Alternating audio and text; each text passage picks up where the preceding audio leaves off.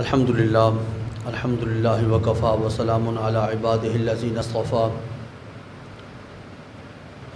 وعلی آلہ واصحابہ وازواجہ واہل بیتہ واولیاء امتہ اجمعین اما بعد فاعوذ باللہ من الشیطان الرجیم بسم اللہ الرحمن الرحیم ان اول بیت وضع للناس للذی ببکۃ مبارکا وہدی للعالمین فیہ آیات بینات مقام ابراہیم ومن دخلہ کان آمنا وللہ علی الناس حج البیت من استطاع الیہ سبیلا ومن کفر فإن اللہ غنی عن العالمین صدق اللہ مولانا العلی العظیم وبلغنا رسولہ النبی الأمی الکریم ونحن علی ذلک لمن الشاہدین والشاکرین والحمد للہ رب العالمین۔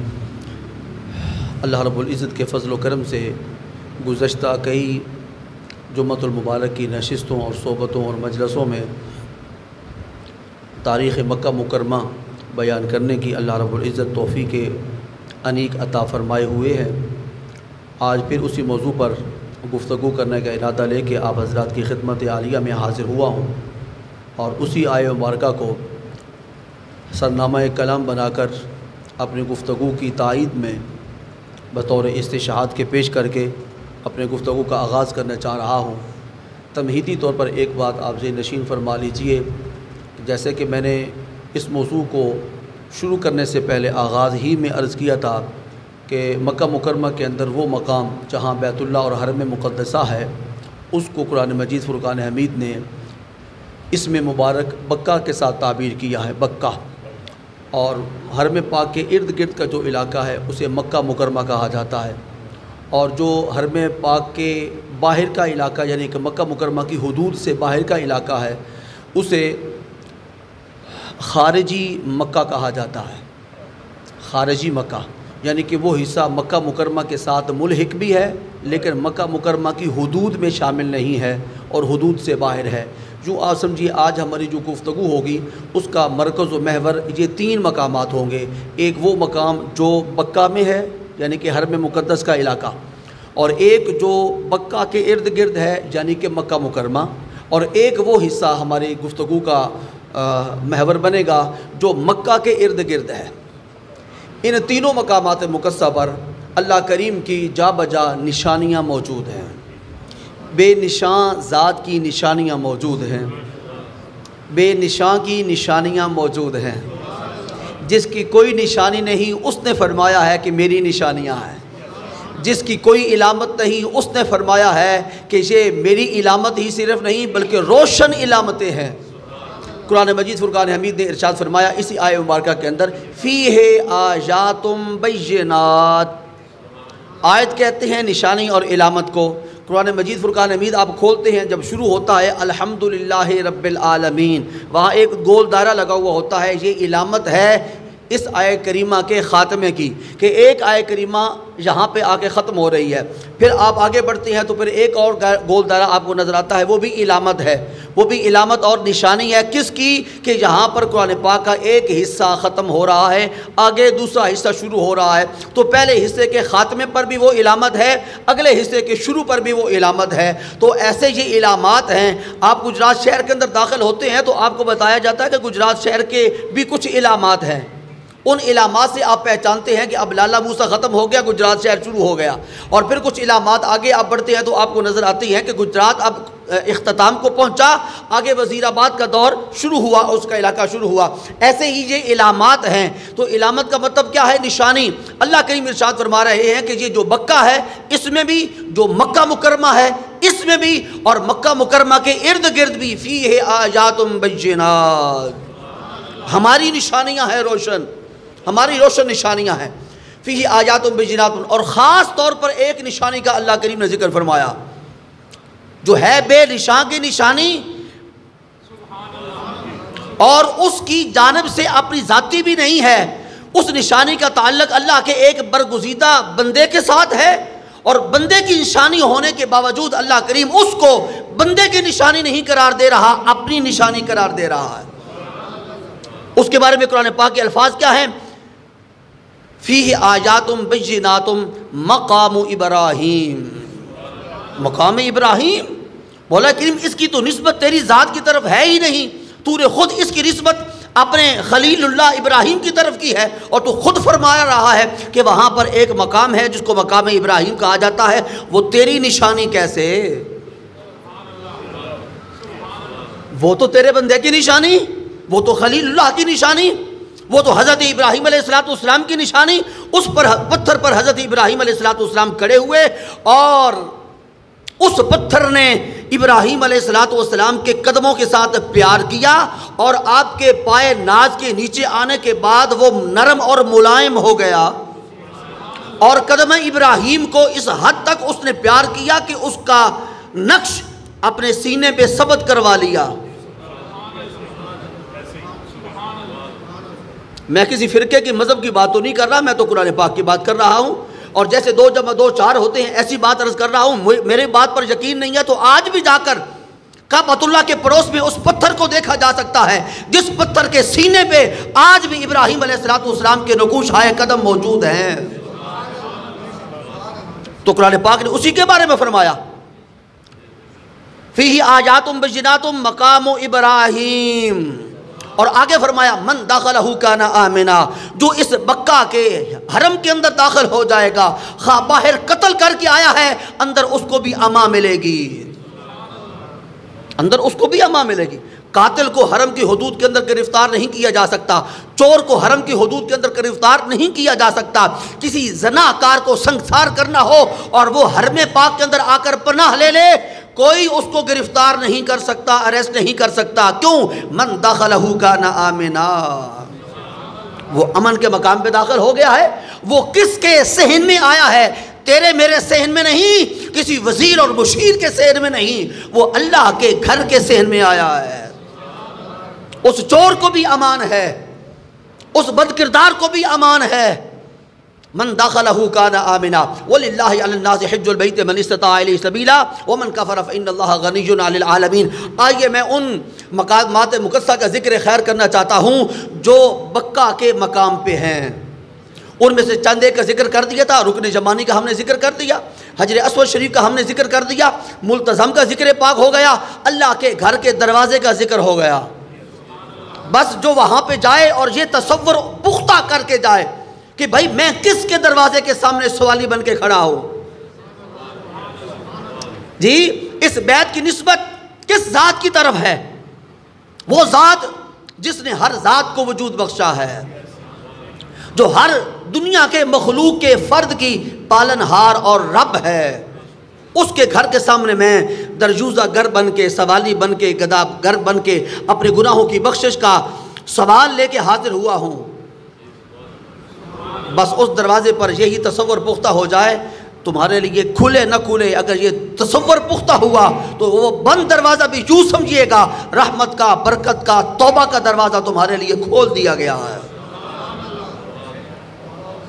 اللہ اکبر۔ اس سے آگے بڑھیے اور تھوڑا پیچھے ہٹیے تو ایک آپ کو سنہری جالی کے اندر وہی 2 پتھر مبارک نظر آئیں گے۔ مولا کریم تیرے رسول اطہر نے تو کعبۃ اللہ کو پتھروں سے پاک کیا تھا، وہ بت پرست نہیں تھے، وہ تو بت شکن تھے۔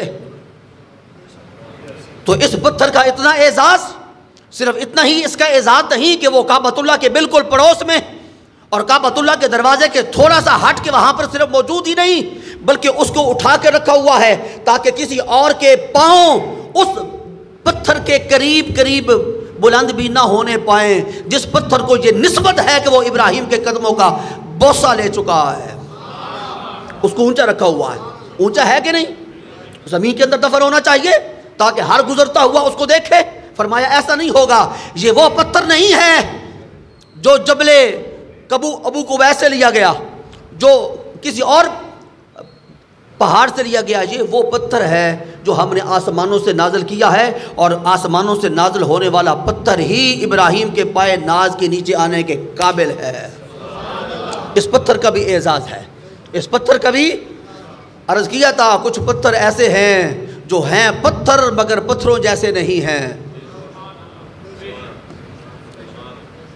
کچھ پتھر ایسے ہیں پتھر اپنے وجود کے اعتبار سے، اپنی ذات کے اعتبار سے، اپنی حیت کے اعتبار سے، اور اپنے حدود اربع کے اعتبار سے، اپنی مٹیریل کے اعتبار سے ہیں پتھر، مگر پتھروں جیسے نہیں ہیں۔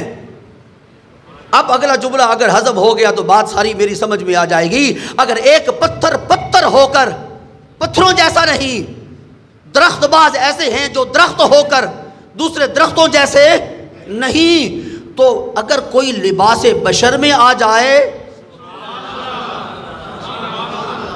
اگر کوئی یار لباس بشر میں آ جائے تو وہ تیرے میرے جیسا کیسے؟ تو یار کو لباس بشر میں بھیجا، نام محمد رکھا اور مقام رسول دیا اور کہا یہ صرف رسول نہیں، یہ اللہ کا محبوب ہے، کوئی اللہ کا محبوب نہیں سوائے محمد الرسول اللہ کے۔ تو اس پتھر جیسا کوئی پتھر نہیں جو نبی کے پاؤں کے نیچے آ جائے، اس درخت جیسا کوئی درخت نہیں جس درخت سے حضرت موسیٰ علیہ السلام کو آواز آئے انی انا اللہ۔ موسیٰ کو یار آواز آئی ہے قرآن پاک کے اندر سے، انی آنست نارا سآتیکم منہا بقبس او اجد علی النار ہدا۔ حضرت موسیٰ جب اس درخت کی طرف بڑھے، درخت سے آواز آئی۔ یہ تو قرآن پاک کھول کے پڑھنا آپ کی ذمہ داری ہے۔ سورہ طٰہٰ ما انزلنا علیک القرآن لتشقی، اس کے اندر اسی رکوع کے اندر یہ سارا واقعہ موجود ہے کہ حضرت موسیٰ جب اس درخت کی طرف بڑھے، درخت سے آواز آئی میں تیرا رب ہوں، فاعبدنی، میری عبادت کر۔ درخت کی عبادت تو نہیں کرنی تھی، اس درخت سے کوئی بول رہا تھا، نہیں، درخت سے کوئی بول رہا تھا۔ جو درختوں سے بول سکتا ہے وہ محمد الرسول اللہ سے بھی بول سکتا ہے، اور اس نے قرآن پاک کے اندر کہا ہے ما ینطق عن الہوی ان ہوا الا وحی یوحی، یہ میرے محمد میرے محبوب ہیں، یہ اپنی مرضی سے کبھی بولے نہیں، جب میں بلواتا ہوں تو یہ بولتے ہیں۔ اور درخت نہیں بولا کرتے، جب وہ بلوانا چاہے تو وہ بولتے ہیں۔ پتھروں کا کام بولنا نہیں ہے، جب وہ بلوانا چاہے تو پتھر ابو جہل کی بند مٹھی کے اندر بھی کلمہ پڑھ کے بولتے ہیں۔ ان پتھروں جیسا کوئی پتھر نہیں، اس درخت جیسا کوئی درخت نہیں، اور اس لباس بشر میں آنے والے محمد الرسول اللہ جیسا کوئی بشر نہیں۔ جلی دنیا ریس کرے ڈھولے دی، بھئی ڈھولے دی بھی کبھی کوئی ریس کر سکتا ہے؟ اور پھر ڈھولن ہے، یہ کس کا ڈھولن ہے؟ تیرا میرا ڈھولن نہیں، ڈھولن کہتے ہیں محبوب کو۔ تیرا میرا محبوب گلیوں کے اندر رلتا پھرتا ہے، یہ اللہ کا محبوب ہے، ساری کائنات کو نیچے چھوڑا، لامکہ کی خلوتوں کی سیر کے لیے نکل گیا۔ اس کی رفتار کے ساتھ کسی کی رفتار نہیں ملتی، اس کی گفتار جیسی کسی کی گفتار نہیں، اس کے کردار جیسا کسی کا کردار نہیں، اس کے حسن جیسا کسی کا حسن نہیں، اس کی سخاوت جیسی کسی کی سخاوت نہیں، اور اس کی نبوت اور رسالت جیسی کسی کی نبوت اور رسالت نہیں۔ اس کو جو اللہ نے محبوبیت کا مقام عطا کیا ہے، اس جیسے مقام محبوبیت کسی کا نہیں۔ اگلی بات اور آخری بات، اس کے کلمے جیسا کسی نبی کا کلمہ نہیں ہے۔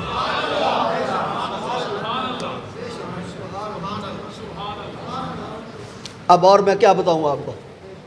اب بھی اگر آپ کے دل میں محبت رسول پیدا نہ ہو تو پھر میں اللہ سے دعا ہی کر سکتا ہوں۔ اب بھی اگر آپ کے دل میں عظمت مصطفیٰ کا سنہری چراغ روشن نہ ہو تو پھر میں دعا ہی کر سکتا ہوں۔ اور اب بھی اگر آپ ناز نہ کریں اپنی قسمت پہ، بھائی نبی تو ساری امتوں کو ملے، رسول تو ساری قوموں کو ملے، لیکن ایسا نبی اور ایسا رسول، بلا کلیم اللہ سے پوچھئے کوئی ہے؟ حضرت ذبی اللہ سے پوچھئے کوئی ہے؟ حضرت یوسف کے بڑے حسن کے چرچے ہیں مصر کی دنیا میں، لیکن ایک شعر سنا دوں تو بات واضح ہو جائے گی۔ حسن یوسف کے بھی چرچے تھے جہاں میں، لیکن جن کو شعر کا ذوق ہے نا صرف وہ سنے، باقی کان بند کر لیں۔ حسن یوسف کے بھی، ہمیں کیا پتا کہ حسن یوسف کیا ہے اور اس کے چرچے کیا ہیں۔ حسن یوسف کو زنان مصر نے دیکھا تھا تو اپنے ہاتھ کاٹ لیے تھے، ہاتھ۔ تو نے ایسا حسن کبھی دیکھا ہی نہیں ہے کہ حسن کے اندر اتنی جاذبیت ہو، حسن کے اندر اتنی کشش ہو، اور حسن اتنا بندے کو ورطۂ حیرت کے اندر ڈبو دے کہ بندے کو پتہ ہی نہ چلے کہ میں سیب کاٹ رہا ہوں یا اپنے بازو اور اپنے ہاتھ کاٹ رہا ہوں۔ قرآن پاک نے یہ فرمایا ہے، میں نہیں کہہ رہا، وَقَطَّعْنَا أَيْدِيَهُنَّ فَلَمَّا رَأَيْنَهُ اکبرنہو وقطعن ایدیہن قلنا حاشا للہ ما ھذا بشرا ان ھذا الا ملک کریم۔ یہ قرآن پاک سورہ یوسف شریف ہے۔ جس وقت زنان مصر نے دیکھا کسے؟ اللہ کو نہیں، رسول اللہ کو، نبی اللہ کو۔ کس نبی کو دیکھا؟ حضرت یوسف کو دیکھا۔ بھئی حضرت یوسف کو دیکھنے والی آنکھیں بڑی بڑی گزری ہیں، اور حسن کو دیکھنے والے عجیب انداز سے حسن کو دیکھتے ہیں۔ ہر ایک کا پوائنٹ آف ویو اپنا ہوتا ہے، ہر ایک کا زاویہ اور اینگل اپنا ہوتا ہے۔ حضرت یعقوب نے اور آنکھوں سے دیکھا، بھائیوں نے اور نگاہ سے دیکھا۔ بھائیوں نے اس طرح نہیں دیکھا جس طرح حضرت یعقوب نے دیکھا تھا۔ بات سمجھ آ رہی ہے نا کہ نہیں آ رہی؟ اور جنہوں نے کنویں کے اندر لٹکایا تھا انہوں نے اور اینگل سے دیکھا، اور جس نے کہا تھا اسے قتل کر دو اس نے اور نگاہ سے دیکھا تھا۔ جس نے کہا تھا لا تقتلوہ، اسے قتل نہ کرنا، وہ بھی بھائی تھا، اس نے اور اینگل سے دیکھا۔ اور جس نے کنویں سے نکالا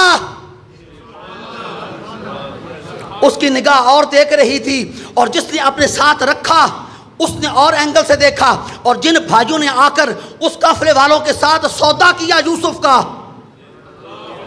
سودا کرنے والے اور نگاہ سے دیکھ رہے تھے، خریدار اور نگاہ سے دیکھ رہے تھے۔ اور یوسف سفر کر رہا ہے مصر کی طرف۔ مصر میں پہنچے، وہاں منڈی لگی، اس منڈی کے اندر طرح طرح کے گاہک آئے، یوسف کے خریدار، ہر ایک کی نگاہ اپنی ہے۔ ایک وہ بھی تھی خاتون جس کے پاس ایک اٹی تھی، بن کے یوسف کے خریدار آئی۔ ہیروں والے بھی آئے، جواہرات والے بھی آئے۔ عزیز مصر کو خبر پہنچی کہ بڑا حسن کا پیکر غلام آیا ہے۔ ابھی غلام نہیں آیا، غلاموں کی غلامی کی زنجیروں کو توڑنے والا آیا ہے۔ تم نے نبی کو کیا سمجھا کہ وہ غلام ہے؟ نبی غلام نہیں ہوتا۔ عزیز مصر نے اور نگاہ سے دیکھا، کہا سونے کے ساتھ پہلے تولو، چاندی کے ساتھ پھر تولو، ہیروں کے ساتھ تولو، جواہرات کے ساتھ تولو، موتیوں کے ساتھ تولو، اور رائج الوقت سکے کے ساتھ تولو۔ یہ یوسف کو تولا جا رہا ہے۔ جب یہ تلائی کرنے کے بعد لے کے گئے تو اسی عزیز مصر کی خاتون جس کا نامی اسم گرامی حضرت زلیخا ہے، اس نے اور نگاہ سے دیکھا، اس نے اور نگاہ سے دیکھا۔ اب مجھے کچھ فارسی کے اندر بات کرنا ہوگی۔ اس نے کیا دیکھا؟ عزیز مصر کے محلات کے ارد گرد جو وزراء اور مشیروں کی جماعت رہا کرتی تھی، وہ ساری شام کو اکٹھی ہوگی آگے خواتین کی، کہنے لگی زلیخا تو بڑا مہنگا غلام خرید کے لائی ہے۔ حضرت زلیخا نے فرمایا زبان بند رکھ، تمہارے دونوں جملے یہ قابل اعتراض ہے۔ ایک تو یہ کہ میں مہنگا خرید کے لائی ہوں، اور دوسرا کہ میں غلام خرید کے لائی ہوں۔ پوری جملے سمجھ آیا؟ نہ میں نے غلام خریدا ہے نہ میں نے مہنگا خریدا ہے، تو پھر اے زلیخا آپ کیا خرید کے لائی ہو اور کتنے میں خرید کے لائی ہو؟ فرماتے ہیں فارسی زبان کے اندر کہ حضرت زلیخا فرمانے لگی جمادے چند دادم جاں خریدم۔ جماد کہتے ہیں سنگریزوں کو، میں نے چند سنگریزے دیے ہیں، ہیرے چند سنگریزے دیے ہیں، موتی چند سنگریزے دیے ہیں، روپیہ پیسہ چند سنگریزے دیے ہیں، سونا چاندی کے ڈھیر لگائے ہیں، چند کھوٹے سکے دیے ہیں۔ جمادے چند دادم جان خریدم، غلام نہیں خریدا، میں تو اپنی جان خرید کے لائی ہوں۔ اور اگلا مصرع بھی حضرت زلیخا کا سننے والا ہے، فرماتی ہیں بحمد اللہ عجب ارزاں خریدم، اللہ کا شکر ہے کہ یہ میری جان تو مجھے بڑی سستی پڑی ہے، مجھے بڑی سستی پڑی ہے۔ ہاں لیکن اب تو محبت بیچاری فیس بک پہ آ گئی، اب تو محبت واٹس ایپ پہ آ گئی، اب تو محبت ایمو کے اندر آ گئی۔ بھائی کیا محبتیں ہیں؟ یہ سب جھوٹ ہے، یہ سب فراڈ ہے۔ اس کو محبت نہیں، اسے عشق نہیں کہتے، اسے فسق کہتے ہیں، فسق۔ محبتیں تو وہ تھیں جو کر گئے، جنہوں نے اپنے دامن کو داغدار نہیں ہونے دیا، جن کے دماغ صاف ستھرے رہے، جن کے من اجلے رہے، محبتیں کرنے کے باوجود جن کے تن بھی صاف رہے، من بھی صاف رہے۔ یہ محبتیں پاکیزہ محبتیں، جن کو وجود کے ساتھ نہیں، جن کو روح کے ساتھ محبت ہوا کرتی تھی، وہ محبت کرنے والے گئے، اب کوڑا کرکٹ پیچھے رہ گیا، اب سٹریٹ کی محبتیں آ گئیں، اب گلی کوچے کی محبتیں آ گئیں، اب جناب چوکوں کی محبتیں آ گئیں، اب موبائلز کی محبتیں آ گئیں۔ یہ سب دھوکہ اور فراڈ ہے۔ حقیقی محبت اللہ کی، اللہ کے رسول کی۔ اللہ اکبر۔ تو آئیے، وقت تو بیت گیا، 28 منٹ ہو گئے، ہم آگے بڑھتے ہیں۔ مقام ابراہیم پہ ہم پہنچے تھے، آئیے مقام ابراہیم کا مقام سنیے۔ طواف جاری ہے، طواف جاری۔ کون طواف کر رہا؟ آج تو میں سمجھ رہا ہوں جو طواف کر رہا ہے مطاف کو بھی پسینہ آ رہا ہوگا کہ بھائی کون طواف کرنے نکلا ہے، مطاف کو بھی پسینہ آیا ہوگا۔ میری ورڈنگ ذرا دھیان سے سمجھا کیجئے، مطاف کو بھی پسینہ آیا ہوگا کہ کس کے قدم میرے اوپر لگ رہے ہیں اور کعبے کا طواف ہو رہا ہے۔ یہ کوئی عام بندہ نہیں، یہ کعبے کا کعبہ مطاف میں طواف فرما رہا ہے۔ کعبے کا کعبہ، کوئی کعبے کا کعبہ کیا؟ ہم پھالیے سے اٹھ کے آگے ہمیں کیا پتا، ہم منڈی کے باسی ہمیں کیا پتا، گوجرے کے رہنے والے ہم کیا جانیں کہ کعبے کا کعبہ کیا ہوتا ہے۔ ہاں، کعبے کے کعبہ اللہ کی محبت کا مرکز ہے، نام محمد ہے اور مقام رسول اللہ ہے۔ طواف کرتے کرتے ایک مقام پر رسول کریم رکے، ساتھ کون ہے طواف کے دوران؟ ساتھ کون ہے؟ ہاں، ساتھ کس نے ہونا ہوتا ہے؟ ساتھ کون ہو سکتا ہے جسے قرآن نے کہا کہ وہ ساتھ ہے؟ والذین معہ، وہ ان کے ساتھ ہے، وہ ان کے ساتھ ہیں، یہ ان کے ساتھ ہیں، وہ ان کے ساتھ ہیں۔ ان میں اور ان میں سوائے ساتھ کے اور کچھ تعلق نہیں ہے۔ اور وہ مکہ کے اندر بھی ساتھ تھے، مکہ معظمہ میں بھی، مدینہ منورہ کے اندر بھی ساتھ تھے۔ اگلا جملہ، مدینہ معظمہ میں آج بھی ساتھ ہیں۔ اب بھی سمجھ نہ آئے کہ وہ کون ہیں؟ اب بھی نہ سمجھ آئے کہ کون ہیں؟ مکہ معظمہ کے اندر ساتھ تھے، ہجرت کے راستے میں بھی ساتھ تھے، غار ثور میں بھی ساتھ رہے۔ یہ بڑا ایک پیارا جملہ عرض کرنے لگا ہوں، اگر محبت جوان ہوئی تو یقیناً آپ داد دیے بغیر اس فقیر کو آگے نہیں بڑھنے دیں گے کہ غار ثور میں وہ جو ساتھ تھا اس نے 3 دن بغیر قرآن پاک کی موجودگی کے قرآن پاک کا دیدار کیا ہے۔ بغیر قرآن پاک کی موجودگی کے صاحب قرآن کا اور قرآن کا دیدار کرنے والا نام ابو بکر۔ اللہ اکبر۔ وہ بھی ساتھ ہیں، کعبے کا طواف کرتے ہوئے وہ بھی ساتھ ہیں، اور ایک اور بھی ساتھ ہے جس نے رسول کو نہیں مانگا بلکہ رسول نے اسے مانگا۔ اس لیے صحابہ کرام کے اندر وہ جب بیٹھتا ہے تو اپنا سر بلند کر کے بیٹھتا ہے، سینہ تان کے بیٹھتا ہے کہ کہتا ہے اے میرے صحابہ، اے میرے ساتھیوں، تم سب مرید رسول ہو، میں مراد رسول ہوں۔ بھئی نام کیا ہے؟ عمر۔ نام کیا ہے؟ عمر، جسے مانگ کے لیا گیا ہے اے اللہ ہمیں عمر عطا فرما۔ ایسا ہے کہ نہیں؟ اور کوئی اپنے کو گل کردہ پہنتے دسو، بات بدلا دینا، اگر حدیث دے وچ ہے تو پھر سلام کرو اس رسول اعظم کو جس سے بڑا رسول کوئی نہیں، اس ابو بکر کو جس کا مقام دنیا کے اندر یہ ہے کہ انبیاء کے بعد سب سے زیادہ افضل ہے۔ سلام کرو آگے بڑھ کے اس عمر کی بارگاہ میں جو مرید رسول نہیں، مراد رسول ہے۔ طواف جاری ہے، مراد رسول رک جاتے ہیں مقام ابراہیم پہ، عرض کرتے ہیں یا رسول اللہ میرا دل چاہتا ہے کہ مقام ابراہیم کو اگر اللہ اجازت عطا فرمائے تو ہم اپنے لیے سجدہ گاہ بنا لیں۔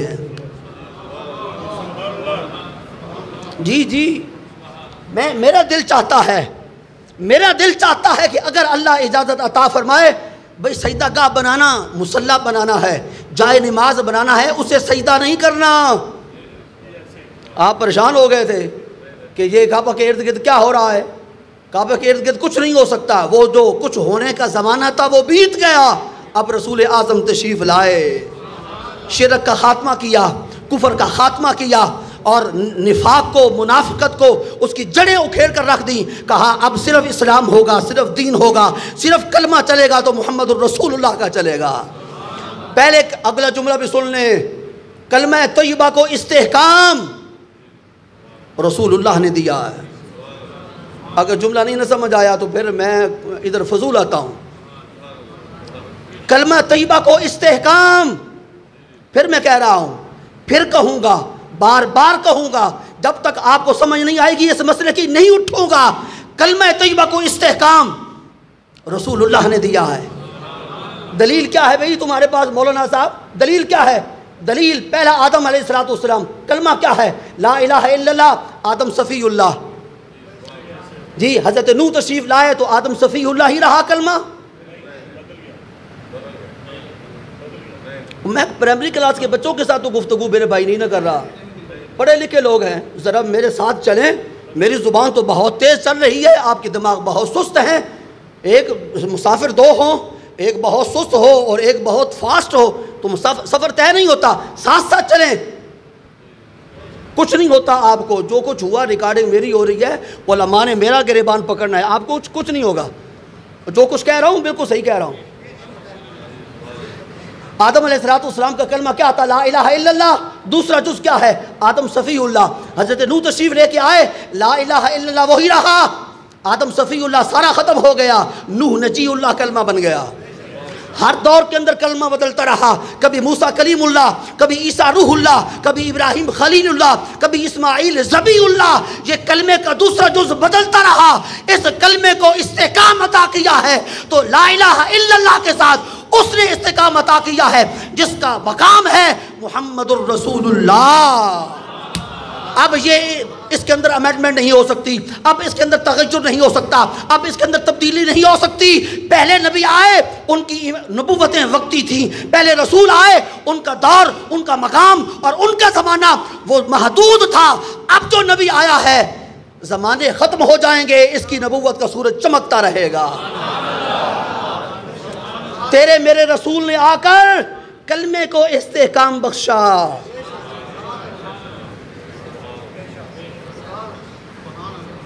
میں ذرا جرت کر جاتا ہوں، عام مولوی جو چھوٹے موٹے ہوتے ہیں نا تنخواہ دار، وہ اس طرح کی بڑی بات کہنے میں جھجک محسوس کرتے ہیں۔ ہمیں کہے کا ڈر؟ اللہ نے جان دی، عزت رسول اللہ کے ممبر نے عطا کی، کھاتے اپنے گھر سے، تو حق بیان کرتے ہوئے ڈریں؟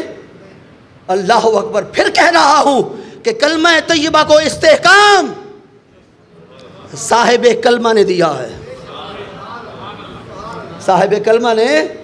ہاں تو رسول کریم وہاں پر رکے، فرمایا اچھا عمر، یہ تمہاری خواہش ہے کہ مقام ابراہیم کو جائے نماز بنا دیا جائے، کہ اس کے سامنے کھڑے ہو کر اس کی طرف رخ کر کے کعبۃ اللہ آگے ہو، یہ درمیان میں ہو، پیچھے کھڑے ہو کے یہاں پہ نوافل ادا کیے جائیں، یا اگر رش نہ ہو اور مقام ابراہیم تک رسائی بندے کو حاصل ہو جائے اور مقام ابراہیم بھی مطاف کے بالکل ہموار سطح کے قریب ہو تو اپنی پیشانی اس کے اوپر رکھ دی جائے جس طرح کہ جائے نماز پہ رکھی جاتی ہے۔ یہ تمہاری خواہش ہے؟ یا رسول اللہ میری خواہش ہے۔ بس ایک لمحے کے لیے سر جھکایا، دل کے آئینے میں ہے تصویر یار، دل کے آئینے میں ہے، شعر سن لیجئے، دل کے آئینے میں ہے تصویر یار، جب ذرا گردن جھکائی دیکھ لی،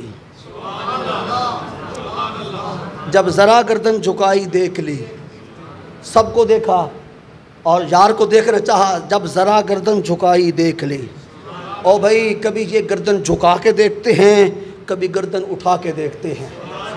یہ جھکا کے دیکھیں تو مقام ابراہیم جائے مصلی بنا دی جاتی ہے، اور یہ اٹھا کے دیکھیں تو کعبہ بدل دیا جاتا ہے۔ بات تو ساری سمجھا دی ہے۔ اب یہ سارا میں قرآن پڑھ رہا ہوں، سب قرآن پڑھ رہا ہوں، اور اگر میں نے نہیں پڑھا ہوا تو اس کے اندر میرا قصور ہے، مولوی صاحب کا قصور تو کوئی نہیں۔ قرآن پڑھ رہا ہوں، وَاتَّخِذُوا مِن مَّقَامِ إِبْرَاهِيمَ مُصَلَّى، سر اقدس جھکایا، عرض کر لی، کعبہ بدلوانا تھا، بیت المقدس تھا، سر ناز کو اٹھایا، ادھر سے آواز آئی، قَدْ نَرَىٰ تَقَلُّبَ وَجْهِكَ فِي السَّمَاءِ فَلَنُوَلِّيَنَّكَ قِبْلَةً تَرْضَاهَا۔ یہ گردن جھکا دیں شریعت کا قانون بن جاتا ہے، گردن اٹھا دیں شریعت کا قانون بن جاتا ہے، یہ کسی کی طرف دیکھ رہے کافر مومن بن جاتا ہے۔ اللہ اکبر، یہ ہے تیرا رسول، بس ذرا گردن جھکائی سرکار کریم نے، ایک لمحے کے لیے توقف فرمایا، ادھر سے جبریل امین آ گئے، یا رسول اللہ آپ کا عمر کہہ رہا ہے، تو ہم قرآن پاک کی آیت کریمہ کا حصہ بنا دیتے ہیں، وَاتَّخِذُوا مِن مَقَامِ إِبْرَاهِيمَ مُصَلًّى، پہلا پارا، وَاتَّخِذُوا مِن مَقَامِ، بنا لو مقام ابراہیم کو اپنے لیے سجدہ گاہ۔ بس اس روز سے یہ سجدہ گاہ بنا ہوا ہے، پتھر سجدہ گاہ ہے، مسجود لہو نہیں، اسے سجدہ نہیں کرتے، اس کی طرف رخ کر کے سجدہ کرتے ہیں۔ ہم کعبۃ اللہ کو سجدہ نہیں کرتے، کعبۃ اللہ کی طرف رخ کر کے سجدہ کرتے ہیں۔ کعبۃ اللہ شریف کی طرف رخ کر کے سجدہ کرتے ہیں، کعبہ کو سجدہ نہیں کرتے۔ کعبے کو سجدہ کرے تو یہ تو کفر ہے، اسی کو تو شرک کہا جاتا ہے۔ ہم تو اس سمت کو سجدہ کرتے ہیں جس سمت میں اللہ نے فرمایا ہے کہ یہ محبوب نے اسے کعبہ بنا دیا ہے۔ پہلے تم بیت المقدس کی طرف رخ کر کے نماز پڑھا کرتے تھے، اب اس کی طرف رخ کر کے نماز پڑھو۔ اگر اس طرف رخ کر کے نماز پڑھو گے، میں تو ہر مقام پر موجود ہوں، لیکن میرے محبوب کی منشا اس طرف ہے، قبولیت چاہتے ہو سجدوں کی تو اس طرف رخ کیا کرو۔ مدینہ منورہ کے اندر ایک مسجد ہے جس مسجد کا نام ہے قبلتین۔ میرے خیال میں کرونا نے نا بہت کچھ ذہن کے حافظوں سے بہت سارے چیزیں ڈیلیٹ کر دی ہیں، اور ہمیں ویسے بھی سیرت پاک اور سنت پاک پڑھنے کا اتنا شوق نہیں ہے۔ کم از کم اتنا تو پتہ ہونا چاہیے کہ ایک مسجد ہے جس کا نام ہے قبلتین، اس مسجد کے دو قبلے ہیں، اس کا تو ایک قبلہ ہے نا۔ اس مسجد شریف کے یہ جو حجاج کرام تشریف فرما ہیں، جو عمرہ کر کے آتے ہیں، وہاں ریال کمانے نہیں جاتے، وہاں نیاز پیش کرنے جاتے ہیں۔ ان سے پوچھئے کہ مدینہ پاک کے اندر ایک مسجد ہے جس کا نام ہے قبلتین، اس کے دو قبلے ہیں۔ یہ انشاءاللہ جس وقت تاریخ مدینہ معظمہ بیان کروں گا، دعا کریں کہ میں اس قابل ہو جاؤں کہ جلد جلد تاریخ مدینہ پہ پہنچوں، حج سے پہلے پہلے حج اکبر کروں۔ بھائی ہم کچھ اور ٹائپ کے بندے ہیں، ہمارا حج ارکان حج کے اعتبار سے مکہ مکرمہ کے اندر ہوتا ہے، اور قبولیت کی مہر ہمیں جا کر مدینہ منورہ میں لگوائی جاتی ہے۔ اس لیے میں نے کہا ہم کسی اور ٹائپ کے بندے ہیں، ہم سے نہ پوچھئے کہ مکہ افضل ہے یا مدینہ افضل ہے، ہم اس پر بھی اپنے دلال رکھتے ہیں۔ لا اقسم بہذا البلد وانت حل بہذا البلد کے تحت انشاءاللہ اسی آیت کریمہ کی روشنی کے اندر تاریخ مدینہ معظمہ بیان کروں گا۔ وما علی الا البلاغ۔